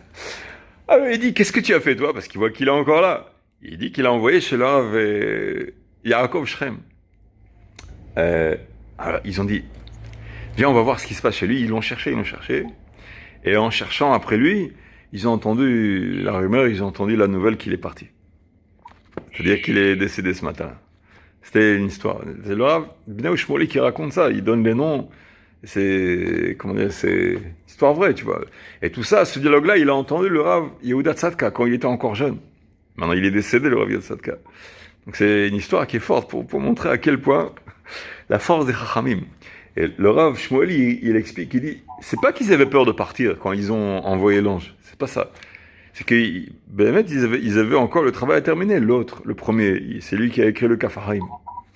Et l'autre aussi, il avait ces choses à finir. Il n'a pas fini son travail. Donc il dit, pourquoi il va partir maintenant, tu comprends? Non, ils n'avaient pas peur de la mort. C'est-à-dire, ils étaient tzadikim. Ils savent que... Je vous ai raconté l'histoire du Rav Freroy. Je vous ai raconté cette histoire-là. Rav Freroy, Rav Shimon Freroy du sud de Tel Aviv. Chose dommée aussi. À Rosh Hashanah, à la fin de Rosh Hashanah, il a demandé à ses élèves, il leur a dit que l'année suivante, il sera plus là. Vous vous rappelez de ça? Et je me rappelle que je l'ai raconté. Il sera plus là l'année suivante. Bon, ils étaient embarrassés, ils n'ont pas demandé pourquoi. Et l'année suivante, à Rosh Hashanah, ils voient qu'il est encore là, le Rav Baruch Hashem. Ils n'osaient pas lui dire, qu'est-ce que tu fais là? Il a dit qu'il serait plus là, mais qu'est-ce qu'ils vont lui dire, qu'est-ce que tu fais là? Chazé Shalom. Mais bon, ils étaient quand même curieux de savoir. À un moment donné, bon, ils ont posé la question d'une façon un peu diplomatique, tu vois. Qu'est-ce qui t'a pris l'année dernière, etc. Et il leur a raconté. Il a vu qu'il y avait effectivement un mauvais décret et qu'on lui a demandé de partir. Et il a accepté. C'est-à-dire qu'il a accepté de partir. Maintenant, il savait qu'il allait partir, mais il allait pris sur lui des ta'aniot, des jeunes, etc. pour faire annuler le décret. En pleine année, il raconte qu'il reçoit un coup de téléphone du Rav Ovadia Yosef. Le Rav Ovadia lui dit, Chacham Shimon, je sais ce que tu fais. Je sais pourquoi tu le fais. Il sait qu'il fait des ta'aniot et tout ça. Il dit, annule tout. Tu peux annuler les ta'aniot, tout. Tu peux tout annuler. Le décret, il a été annulé. C'est beau. Comme ça. Il dit, c'est la raison pour laquelle il est encore là l'année suivante. Il n'est pas parti finalement. Le Rav Ovadia Yosef, il est intervenu. Il lui a dit, c'est bon, je ne sais pas ce qu'il a fait, mais vous voyez, le Tanya, il ramène dans le début, il ramène que, en fait, notre vitalité, notre abondance, on la doit beaucoup parce qu'on est alimenté par l'intermédiaire du tuyau de l'abondance des tzadikim de la génération. À travers eux, nous, on est alimenté. Ils ont le mérite de nous, comment dirais-je, de répartir l'abondance sur nous, la vitalité sur nous. Ça passe par eux. Et le Tanya, il demande, et comment ils font les Rechaim? Les Rechaim de la génération. Alors, il dit le Tanya que, mais Ahoraim, c'est-à-dire par l'arrière, la face arrière du tzaddik. Lui aussi, très indirectement aussi, il est alimenté par le tzaddik. Tu vois, donc ce tzaddik-là, parfois, il a le mérite de maintenir toute la génération. Parfois.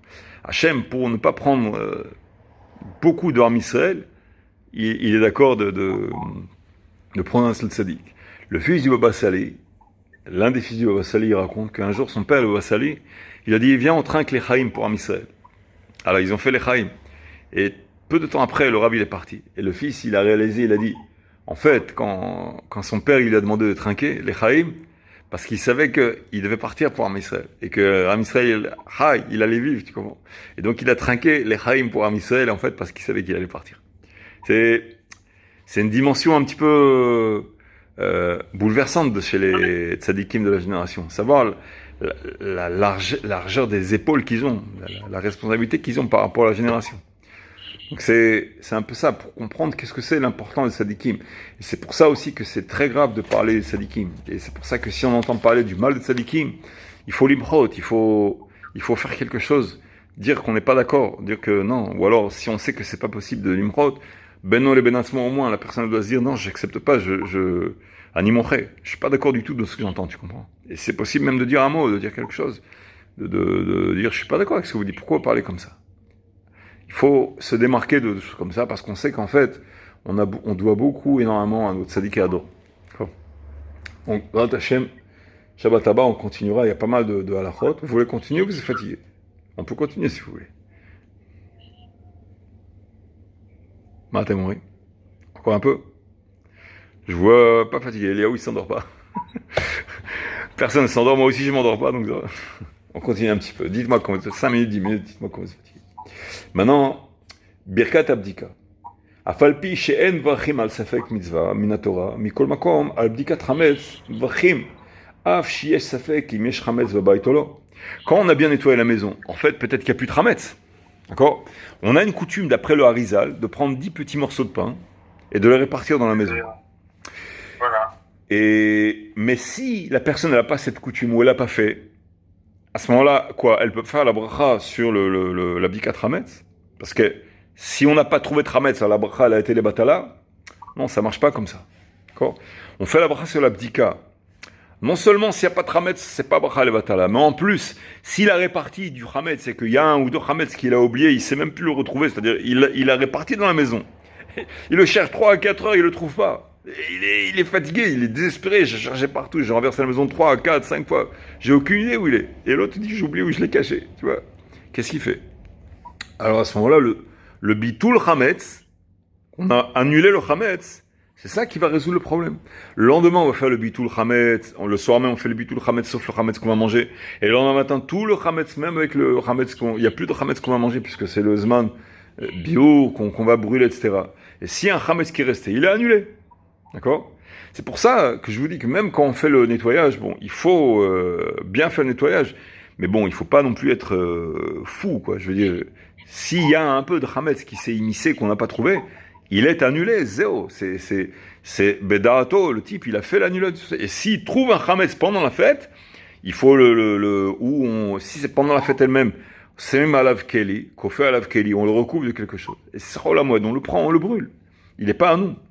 Et si on le prend et qu'on le met quelque part, ça veut dire que tout le bitoul qu'on a fait, ça sert à rien. Ou tout la mechirat chametz qu'on a fait, ça sert à rien. Bon. Donc le chametz qu'on a vendu ou qu'on a annulé, il faut faire attention à ça. Il ne faut pas qu'on aille contredire cela. Et donc l'abdika qu'on fait avec la bracha, même si on n'a pas trouvé de chametz, on fait la bracha quand même. D'accord? C'est ce qu'il dit, c'est le Rav. Afalpi shen vachim al safek mitzvah min haTorah. Quand on a un doute. Mais kol makom al bdikat chametz. Sur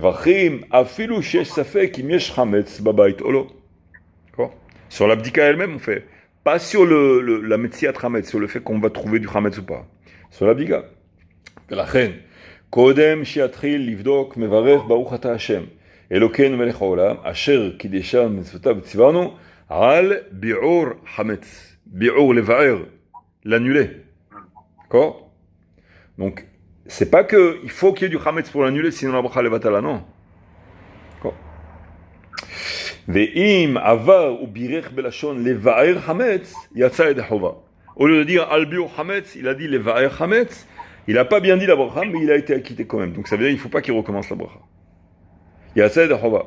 Donc s'il recommence la bracha, c'est pas bon, parce qu'il a été acquitté bediavad. Donc il recommence la bracha, c'est bracha levatala, n'est-ce pas? Compris?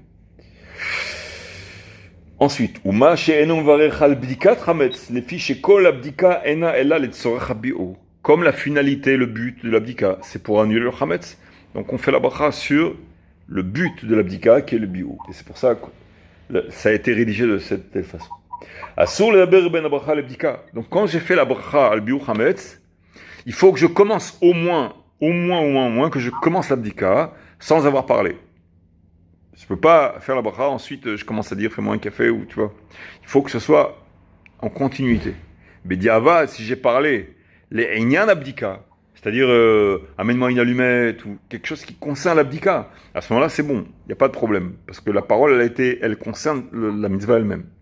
Mais si je parle de quelque chose de al-hada, qui c'est qui tape à la porte, n'importe quoi, là c'est un problème, c'est-à-dire que j'ai fait une bracha et j'ai pas entamé la mitzvah elle-même. Donc il faut commencer.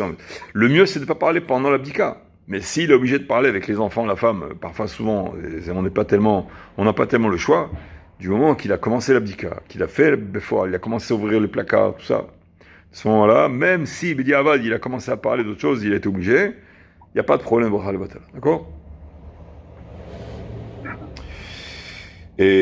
ומכל מקום, אם עבר וסח אפילו בדברים בטלים, אינו חוזר לברך, שספק ברכות להקל, בפרט סוף סוף, התחיל במצוות הבדיקה. Tant qu'il a commencé la mitzvah, c'est bon. מותר לענות אמן ויש מרבם ברך. Pendant l'abdika, il entend Kaddish, il entend quelqu'un qui fait une bracha. Est-ce qu'on peut répondre amen ou pas? La réponse, oui. D'accord? וכן אם שמע קול רעמים, il entend un tonnerre. Et il faut faire la bracha chez Kohog Vratum el Olam. Il a le droit de le faire. Yevarech, vegam birkat asher yatzar et adam mechouchma. En plein milieu d'Ika, chus ma kavod, il doit aller aux toilettes. Et quand il sort des toilettes, il va faire la bracha asher yatzar. Vous connaissez? Asher yatzar et adam mechouchma, etc. Cette bracha-là, donc, est-ce que c'est un efsek ou pas? Non. Il peut faire la bracha parce qu'on craint qu'il va oublier de la faire après. Même souvent, comme c'est une bracha qui fréquente, il arrive même qu'une personne elle fasse la bracha, ensuite elle dit je l'ai fait ou je l'ai pas fait. Tellement fait par habitude que parfois on oublie si on l'a fait ou pas. Donc il vaut mieux la faire samour tout de suite après les toilettes, ne pas attendre, je la ferai tout à l'heure, parce qu'après on sait plus si on l'a fait ou pas. Et donc de crainte qu'on sache plus et que par le doute on la fasse plus, donc on la fait samour tout de suite en sortant des toilettes. Après l'abdika, ça prend des heures l'abdika, 1 heure ou une demi-heure ou 2 heures. On va peut-être oublier. Et peut-être qu'il ira une deuxième fois aux toilettes aussi en plus, en plein. Donc, après qu'il aura été 2 fois aux toilettes, est-ce qu'on fait une seule fois ou 2 fois la bracha she'atzar? Une personne, elle a été aux toilettes. Elle n'a pas fait la bracha she'atzar. Entre-temps, elle a envie d'y aller une 2e fois aux toilettes. Combien de fois elle fait la bracha she'atzar? 1 ou 2 fois? C'est 1 fois. Le Shulchan Aruch, il dit 2 fois. Mais on est choshishim 2 fois. Mais on craint l'opinion de poskim qui sont pas d'accord, et donc ça balle, ça fait que brachot lehakel neged da'at maran. Même si on a été 2 fois aux toilettes, on craint, ça fait que brachot levatala, on fera qu'une seule fois. Même si Shulchan Aruch dit de faire 2 fois. Donc c'est pour ça, pour ne pas rentrer dans le doute, dès qu'on sort des toilettes, on le fait tout de suite la bracha. Parce que sinon, la personne elle risque, parfois l'hiver, on va souvent aux toilettes, à notre âge, on va souvent aux toilettes pour les ktanim quoi. Donc après, 10 minutes après, il va une autre fois. Ah zut. Maintenant que j'ai envie d'aller aux toilettes, je peux plus faire la bracha. Parce que la personne, si elle a envie, elle a du mal à se retenir. C'est un problème de faire le brachot. Il a du mal à se retenir. Donc il va aux toilettes une 2e fois, et en sortant des toilettes, il pourra faire qu'une seule fois, donc il aura perdu une bracha. D'accord?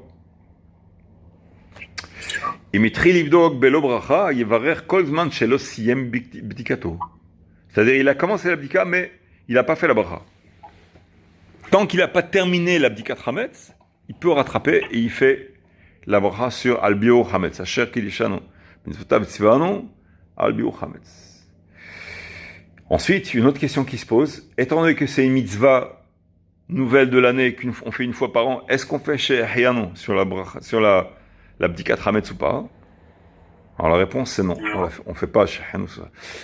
Il y a une question qui se pose aussi, par exemple, la première fois qu'une femme, quand elle se marie, elle va la première fois allumer les bougies en faisant la bracha.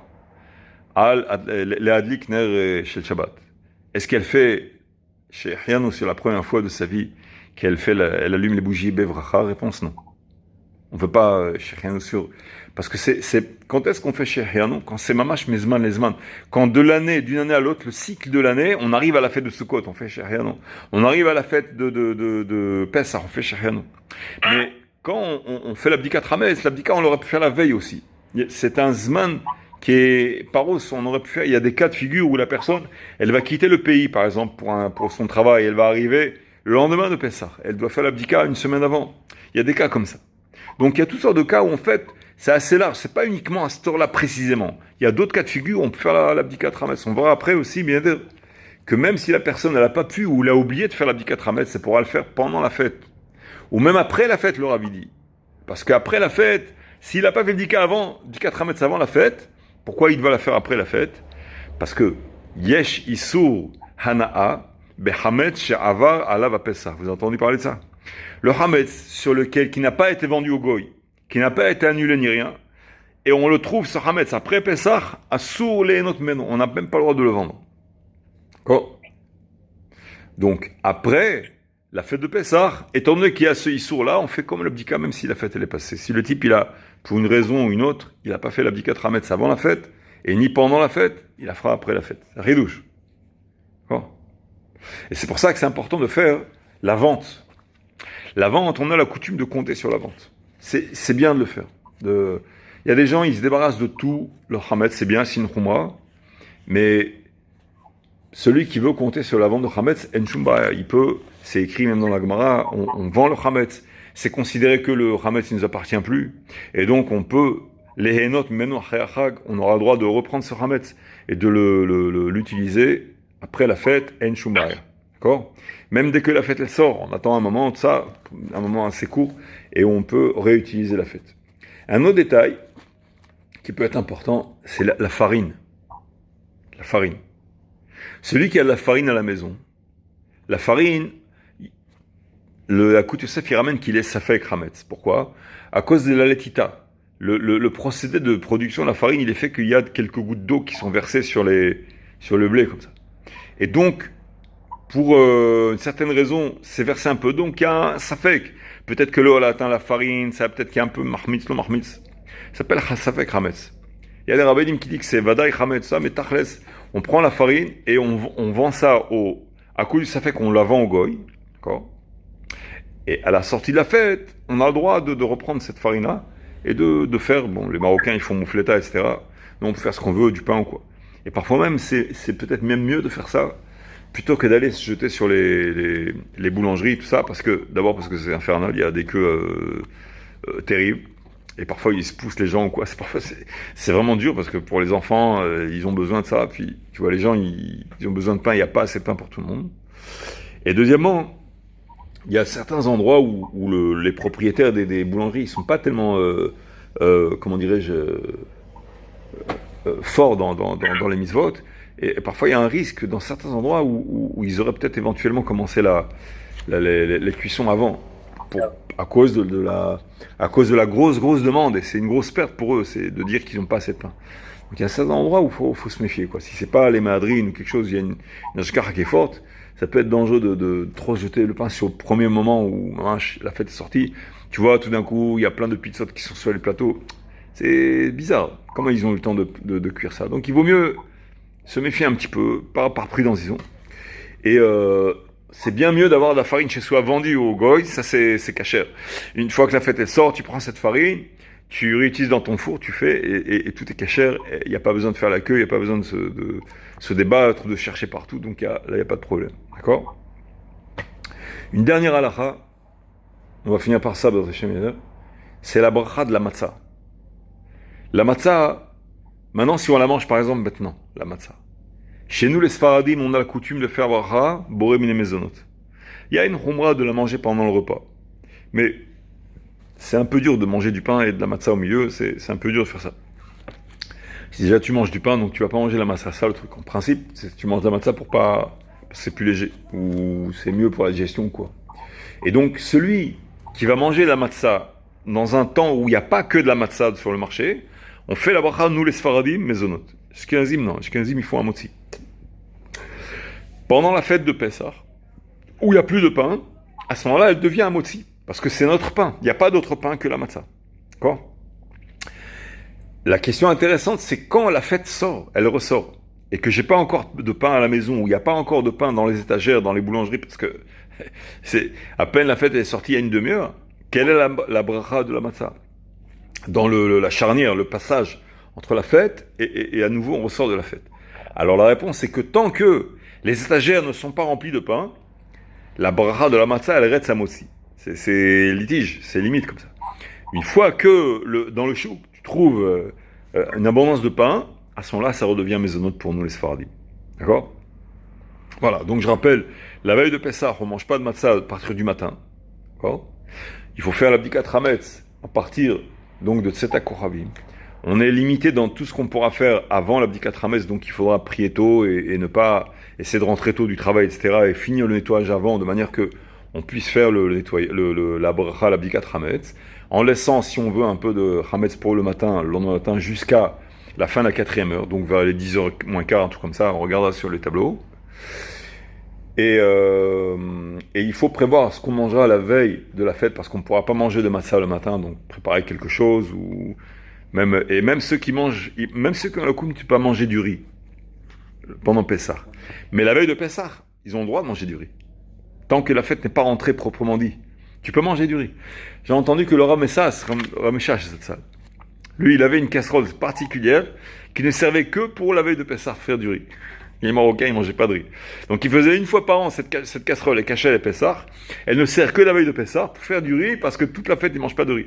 Et là, ils mangeaient du riz que la veille de Pessah. Donc, tu vois, là, tu peux manger de cotoniote, parce qu'il n'y a pas de massa. Donc, tu peux manger du riz, légumineuses, etc. Et après, tu choisis ce que tu veux faire. D'accord? Donc, hier, Shavua Tov, Shabbat Shalom. שיהיה לנו הכנה טובה לחג הפסח.